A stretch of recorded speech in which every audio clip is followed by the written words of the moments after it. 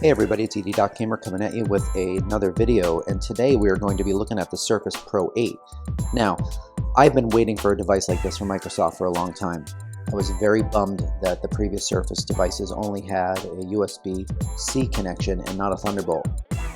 Well, with the device they just released yesterday on the 5th, you get two Thunderbolt ports. Now, if you watched any of the videos on Microsoft's tech channels regarding this device, they did say you can plug in an eGPU, and I actually happen to have a Power Color Gaming Station eGPU. This GPU has a NVIDIA 3060 Ti card inside, and I also threw in a 2 terabyte SSD hard drive. So if you actually have this, the instructions don't say that you can do it, but there is a serial ATA port inside and power.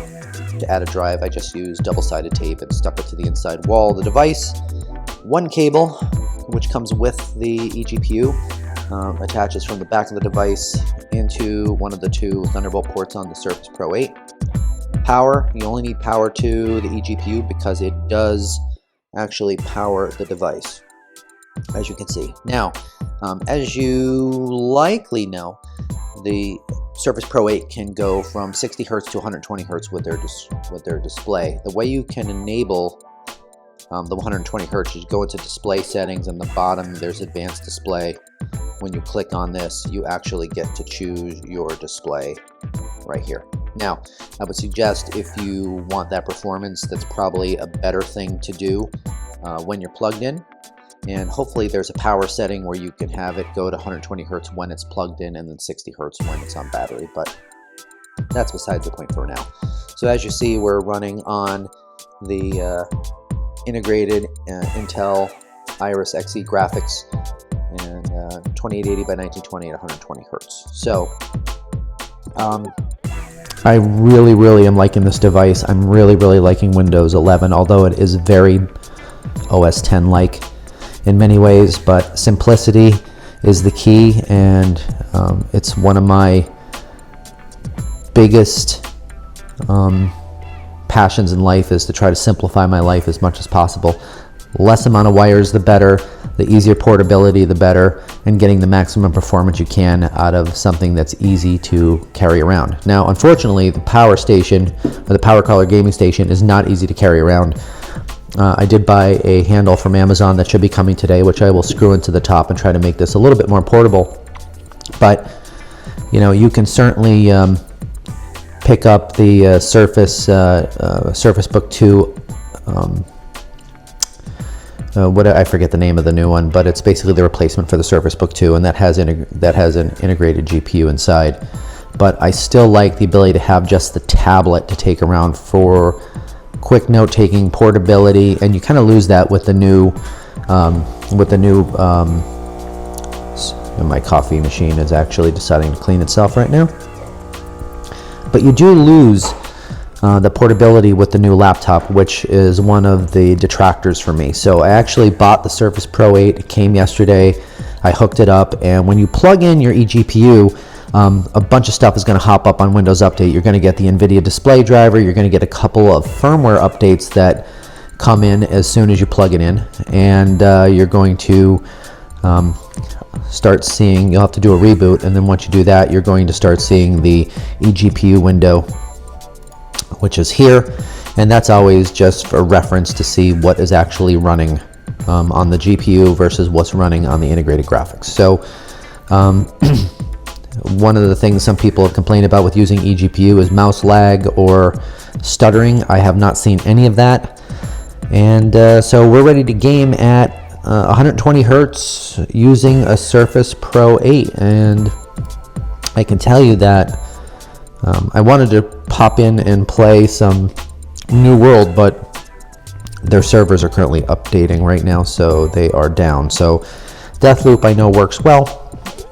I haven't even installed many of these games yet, but I will be putting them on the 2 terabyte hard drive that I placed inside the eGPU. No other software needed for that. You do get a warning. Right now Microsoft is downloading the NVIDIA driver 471.41. They say that the Void engine likes 471.96, but it works either way. And maybe later today or tomorrow, I'll actually try to update the driver and make sure the Surface still works appropriately. But I didn't want to take the chance, being that this is all through an eGPU, so I figured I would just use what they gave me. And what they gave me is actually pretty good. I can't complain. Excuse the cheapy Bluetooth keyboard that I'm just using to do this video on, but I do have my gaming mouse that is actually plugged in to the backside of the eGPU.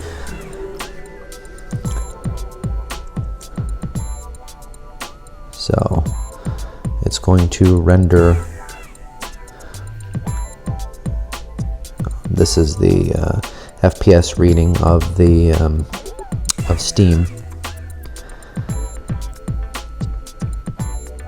Remember, we're maxed at 120 Hertz here.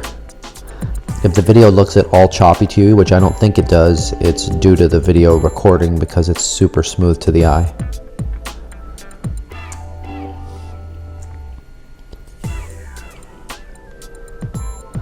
So right now we are running at 90 FPS. Let's see when you get actually in game.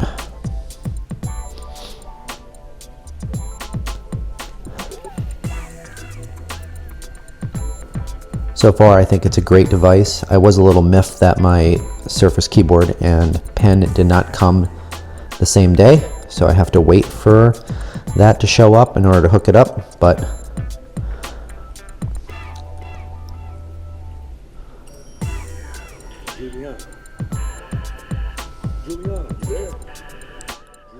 the unit is only warm.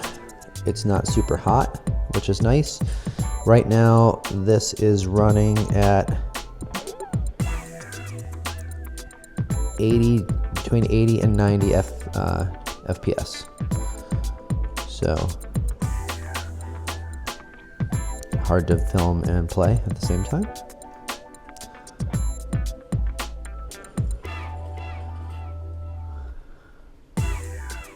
But definitely much more playable than I thought it would be. But way to go, NVIDIA, with your 11th generation processor and eGPU support on the Surface. I mean, this is very good, very playable.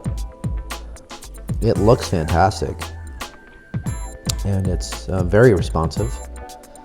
And anywhere between, let me see if I can crouch. I forget how to crouch in this control. Yes.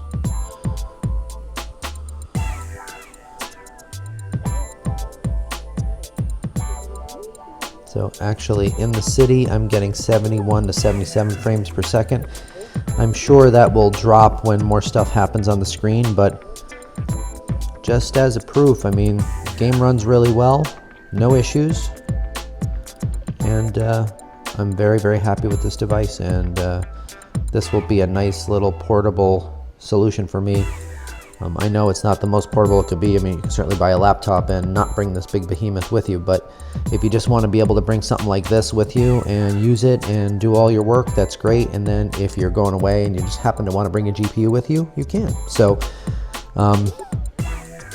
hope this video is a little bit helpful. It will show you what to do, and